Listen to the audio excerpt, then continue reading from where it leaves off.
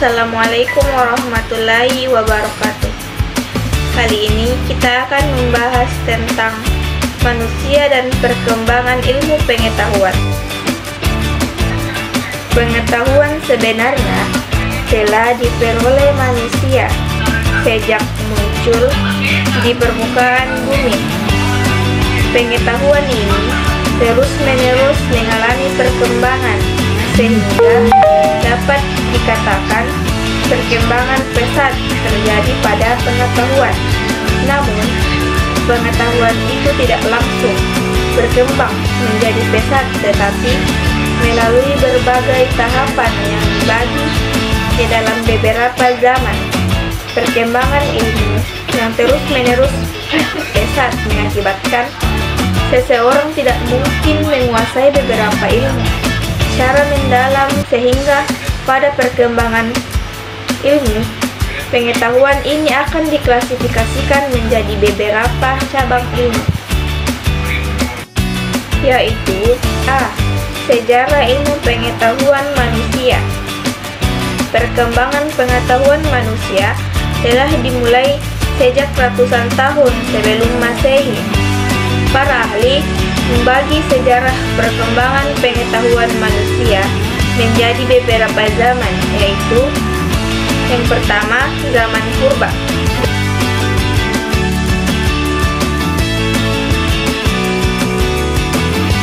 Zaman ini ditandai dengan ditemukannya alat-alat yang terbuat dari batu dan tulang belulang. Pada zaman ini, manusia bercocok tanam, beternak, dan nomaden.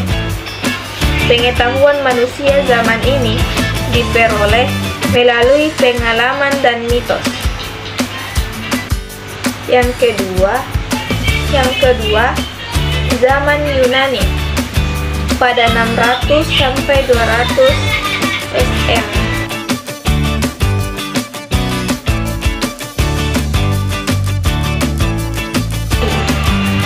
Pada zaman ini, kemampuan berpikir manusia sudah mulai lebih maju, yang ditandai dengan adanya penemuan alat bantu yang lebih baik dan mulai menggunakan akal sehat, sehingga mitos dengan berbagai legendanya perlahan-lahan ditinggalkan. Kemajuan pola pikir saat itu ditandai dengan penggabungan antara pengembangan pengalaman, akal sehat, logika, dan pola pikir lebih rasional yang kemudian dikenal dengan paham rasionalisme. Kemudian yang ketiga, zaman pertengahan, keemasan Islam.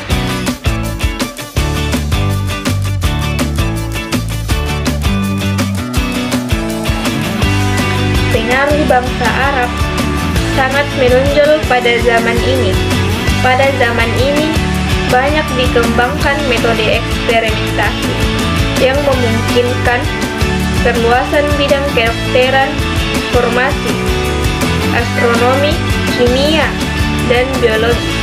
Penemuan penting yang telah digunakan sehingga saat ini adalah penulis bilang angka Arab dan desimal yang menghasilkan ilmu aljabar. Adapun filosof pada zaman pertengahan meliputi Al-Zahrawi, Avicenna, Al-Jazari, dan Abbas Ibnu Firnas. Ahli lainnya pada abad ke-10 yaitu Ibnu Al-Haythman dan Al-Biruni.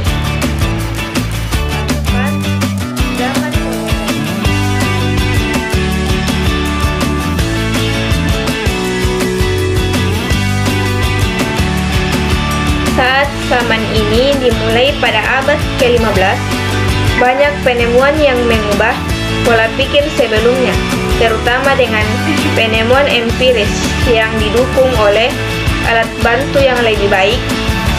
Taman ini dikuasai oleh suatu gerakan yang disebut Renaissance, yang berarti kelahiran. Kembali metode induksi menjadi panutan zaman ini, yang merupakan dasar perkembangan metode ilmiah. Sekarang, cara pikir induktif ini terkait empirisme, metode sains modern bersifat empirisme. Kemudian D. Ruang lingkup ilmu pengetahuan. Yang pertama, klasifikasi ilmu pengetahuan atau sains diklasifikasikan atas A. Ilmu pengetahuan sosial. Ilmu ini banyak membahas mengenai hubungan manusia sebagai makhluk sosial. Adapun cabang ilmu dari ilmu pengetahuan sosial adalah meliputi sosiologi, ekonomi, sejarah, etnologi, antropologi, pendidikan, dan psikologi. B. Ilmu pengetahuan alam. Ilmu ini banyak membahas tentang alam semesta yang sangat kompleks, beserta isinya mulai dari materi berskala sangat kecil, unsur senyawa atau molekul paduan atau gabungan senyawa, membentuk materi yang lebih besar sebagai materi yang sangat besar dan lebih kompleks.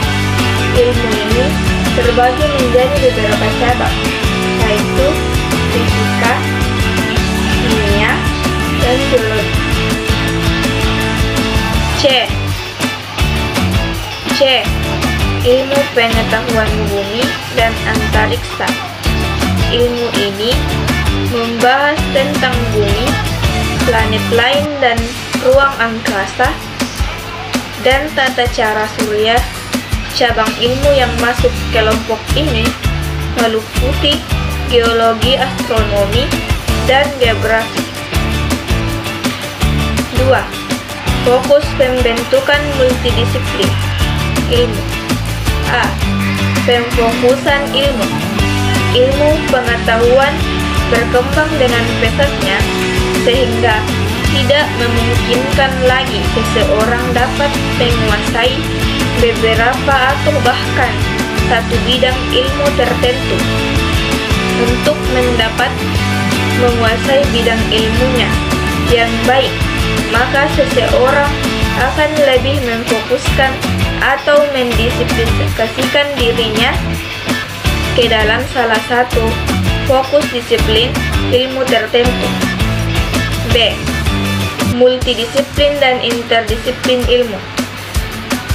Multidisiplin ilmu merupakan ilmu pengetahuan yang cakupan pembahasannya menggunakan lebih dari satu kelompok disiplin ilmu, sedangkan interdisiplin ilmu merupakan ilmu pengetahuan yang cakupan pembahasannya menggunakan satu kelompok disiplin ilmu saja.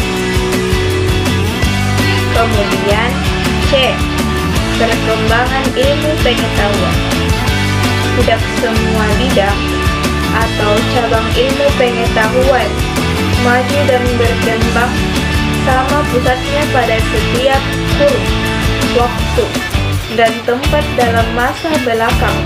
Ini beberapa bidang tampak melaju dan sangat menonjol, dan oleh karena itu berpengaruh besar terhadap manusia dan kehidupannya. Bidang yang dimaksud meliputi yang pertama, ilmu-ilmu nuklir, yang kedua, ilmu-ilmu kimia, yang ketiga, bioteknologi, yang keempat, ilmu informasi dan komunikasi, yang kelima, ilmu antariksa, yang keenam, ilmu penginderaan. Adapun kesimpulan dari materi saya yaitu perkembangan ilmu pengetahuan manusia dibagi menjadi 4, yaitu zaman purba, zaman Yunani, zaman pertengahan atau keemasan Islam, dan zaman modern. Ruang lingkup ilmu pengetahuan meliputi klasifikasi ilmu pengetahuan dan pemfokusan ilmu pengetahuan. Tidak semua bidang atau cabang ilmu pengetahuan maju dan berkembang tidak bersamaan dalam kurun waktu dan tempat. Jadi cukup sekian materi yang sempat saya bawakan. Bila ada salahnya, mohon dimaafkan. Terima kasih. Assalamualaikum warahmatullahi wabarakatuh.